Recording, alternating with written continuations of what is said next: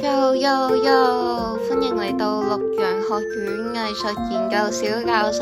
第一節。我哋今日講嘅係抽象藝術與情感表達。相信有好多小朋友，你哋行過 M+ 或者尖沙咀文化博物館，又或者偶然睇到一幅抽象畫，唔知畫緊啲乜嘢。或者去旅行嘅時候咧，行藝術館睇到抽象畫，唔知表達緊啲乜嘢，因為始終你擺入畫展嘅，你唔係每一幅都係寫實主義啦，唔係每一幅都係時裝啦。你可能見到一堆規則又好，唔規則又好，好多色彩又好，淨係得黑白又好，你就係唔知道點樣去理解呢一幅作品咯。咁首先講一講抽象藝術係咩嚟嘅先。佢係喺20世紀初嘅一個藝術運動啦，用佢突破傳統嘅寫實界限，重新去定義藝術嘅表達方式。唔單止再依賴具象事物嘅描述，通過形狀啦、顏色同埋線條嘅元素去引領觀者進入一個情感同埋感知嘅世界。再講下抽象藝術點樣作為一項獨特嘅情感表達工具，並分析佢喺藝術史上面嘅重要性。抽象藝術嘅興起咧，同現代主義運動密切相關。喺早期嘅作品入面咧，藝術家好似亞西里、康定斯基同埋彼得蒙特利安開始研究色彩同埋形式嘅純粹表達，從而放棄咗具象嘅再現。呢一個變化反映咗人類情感同埋精神世界嘅深入探索。康定斯基嘅作品特別着重於點樣通過顏色嘅運用去影響觀眾嘅情感反應。康定斯基咧，佢認為顏色具有特定嘅情感強度啦，並可以影響觀眾嘅心情，就好似佢喺色彩理論入面闡述咗唔同嘅顏色所表達嘅情感。呢一個觀點對於抽象藝術嘅發展產生咗深遠嘅影響。抽象藝術以佢非具象嘅特性啦，去令觀眾可以自由詮釋作品，呢個為情感表達提供咗更加大嘅空間。喺抽象作品入面呢，形狀同埋顏色嘅配搭成日用嚟傳達特定嘅情感，例如鮮豔嘅色彩同埋唔對稱嘅形狀，可能表達激動同埋不安啦。而柔和嘅色調配合簡潔嘅形狀，可能表達平靜同埋沉思。藝術家好似馬克羅斯科同埋傑克遜波洛克充分利用呢啲元素，都創作出好多強烈嘅情感作品。抽象作品嘅特點呢，就係每位觀眾都可以喺從中揾到自己嘅情感共鳴。呢一種個性化嘅詮釋，使得冥想同埋反思成為觀眾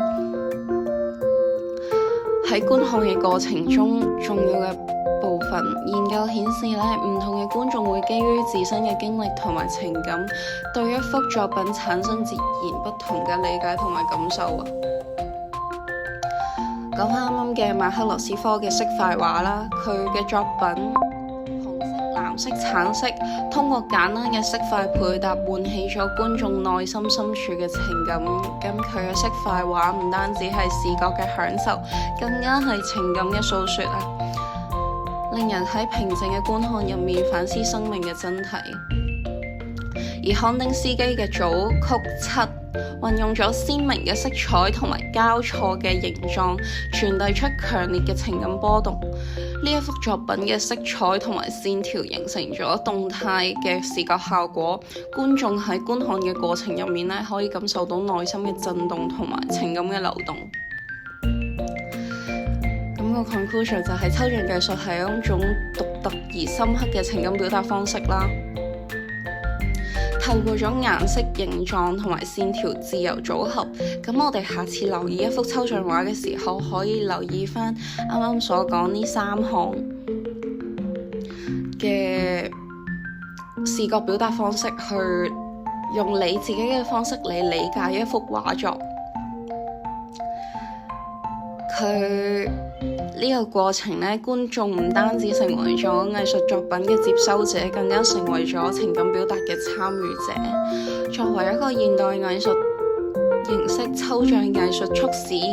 我哋去思考自身嘅情感經歷，進一步豐富咗我哋對藝術品嘅理解，又或者藝術嘅理解。好多抽象藝術家呢，視創作為探索自我內心世界嘅過程啦。再講多一個例子啦，或者舉多3個例子啦。傑克遜·波洛克佢嘅滴畫技術呢，就係嚟自於自發嘅創作過程啦，體現咗佢對潛意識同埋無意識嘅探索。呢一個方法可以令觀眾感受到不受束縛嘅情感流動。我諗大家耳熟能詳嘅就有趙無極啦，佢嘅抽象畫去結合咗中方同埋西方嘅藝術文化，從而喺20世紀之後促使咗中西交融嘅一個代表人物。我今日想留低嘅問題呢，就係大家另外一位都好熟悉嘅中國藝術家，咁張大千佢係以本來寫實主義去畫蝦蟹花草咁樣命名㗎啦，咁佢最後期嘅潑墨，大家覺得算唔算係抽象主義啊？又或者你通過睇張大千嘅作品入面，你對山水又有啲咩重新嘅理解定義呢？我成日覺得張大千呢，其實就好似中方嘅梵高咁樣咯。